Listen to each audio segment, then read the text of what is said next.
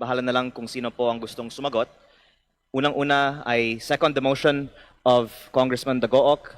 I would like to thank also the other members of Congress, including Congressman Rufus, Congresswoman Revilla, Congressman Valeriano, and the others who have called for a lowering of the VAT. Hindi na natin kailangan pag-usapan pa kung kailangan pababain ang VAT. Ang gusto ko lang sanang malaman, ano ang magiging aksyon na magmumula sa lahat ng mga pagdinig ng komiteng ito dahil tulad ng nabanggit ni Congressman Dagook, certify as urgent, binigyan na ng kapangyarihan ng eksekutibo, pero hindi naman isinuspende ang excise tax, lalo na ang VAT, at ang DOF ay nagpapahayag naman na ayaw nilang pababain ang VAT. Sinabi po ni Congressman Dagook na narinig din niya na si Secretary Recto ang humaharang sa pagbaba ng VAT. Wala naman nagtanggi sa inyo na si Secretary Recto ay tutol sa pagbaba ng VAT. Pero nais kong bigyang diin na tayong lahat ay mga halal na opisyal dito sa Kongreso. Tayo po ay nasa demokrasya at may separation of powers. At hindi po dapat, porket may mga miyembro ng kabinete na humaharang sa pagboto sa isang bill, na kailangan ng Kongreso sundan ang boses ng isang miyembro ng kabinete over ang boses ng sambayanang Pilipino. Narito din ang aking mga kababayan mula sa Batangas na kasama ko din sa paghihintay araw-araw para sa pag-aproba ng Kongreso ng pagbaba ng VAT. At tulad po ng sinabi ni Congressman Dagook, tila nagiging props lang tayo dito para ipakita na gumagawa ng aksyon ang Kongreso, pero para sa kaalaman ng publiko. Nakailang pagdinig na tayo dito, paulit-ulit lang ang mga rekomendasyon ng mga nagsasalita para pababain ang VAT. Ang mga miyembro ng Kongreso ay handa na bumoto para ibaba ang VAT. Pati ang ating butihing chairman ng Ways and Means Committee ay nagpahayag na sinusuportahan niya ang suspension ng VAT para sa petroleum products.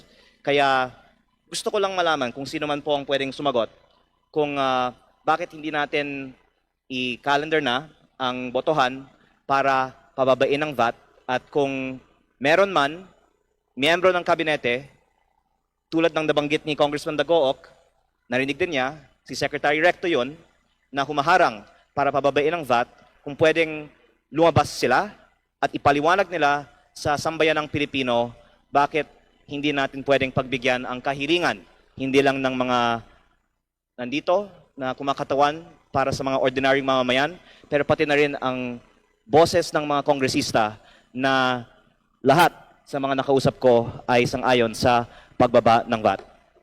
So ako po ay nag-manifest, hindi po ako nagtanong sa inyo, Mr. Chair, pero kung sakali may pwedeng sumagot sa aking katanungan, kailan natin pwedeng i-commit sa taong bayan na magkakaroon ng botohan para maaksyonan ang pagbaba ng VAT?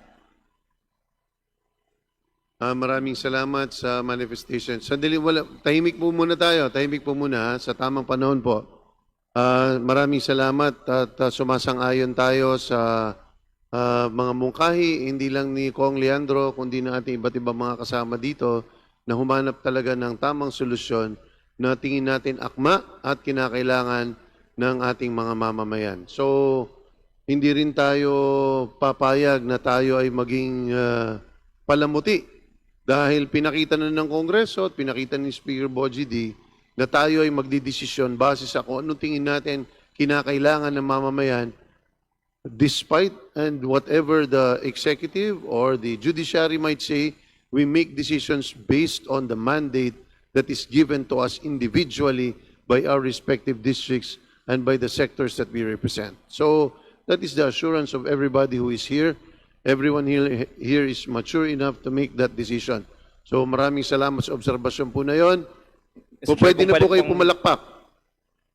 Mr. Chair, kami po ay pumapalakpak dahil akala namin ang ibig niyong sabihin magkakabotohan na at least by May 4 para sa pagbaba ng VAT. Hindi pwede magkabotohan ngayon kasi hindi naman tayo... Opo, sa May 4 po, this is a pagbalik briefing sa di ba? Kongreso. So, aantayin natin yung consolidation ng lahat po nito. So, tiyak po tayo na yan po ay prioridad pagdating sa atin. Pero tulad ng kahit anong bagay, sisiguraduhin natin na hindi katulad ng pagpasa ng excise tax, magiging malinaw, may basihan, pakikinggan natin ang iba't ibang sektor para maging tama ang ating desisyon dito at hindi natin pagsisisihan because whatever decision we make should never be short-term but should always be long-term for our Pero people. kung maaari ko palang linawin, Mr. Chair, hindi na tayo magiging hostage sa position paper o sa rekomendasyon ng ehekutibo kahit tutol ang kabinete sa pamumuno ni Secretary Recto, papaboran ng leadership ng House ang boto ng mayorya ng Kongreso na sumusuporta sa pagbaba ng VAT. Kaya maaasahan ng ating mga kababayan na pagbukas ng Kongreso muli sa May 4, pagbobotohan na natin ang pagbaba ng value-added tax. Tama po ba, Mr. Chair? Maraming salamat po. Hindi, pwede kayo pumalakpak. Sige po, opo, para i-express po natin ang ating sentimiento. Pero tulad po ng sabi natin is, sisiguraduhin natin na babalangkasin natin at pagdidesisyonan yan. So, maraming salamat, Congressman Leandro, sa iyong mungkahi at sa ating mga kasamang nandito ay magandang umaga po sa inyong lahat. Panghuli, Salamat Mr. Chair, po. nais ko lang sabihin na ayoko naman po kasi na maghintay po kami ng ilang linggo na walang mangyayari. Kaya kung maaari natin malaman sino ang kailangan kumbinsihin para tiyakin na maaaprubahan ang pagbaba ng VAT by May 4, yan po ay makakatulong. Hindi po ito personalan. Ito po ay lahat para lang maaprubahan ang panukalang makakatulong sa maraming Pilipino. Kaya sa pananaw ng iba sa atin dito din, si Secretary Recto ang pumirma na sa position paper tutol sa pagbaba ng VAT.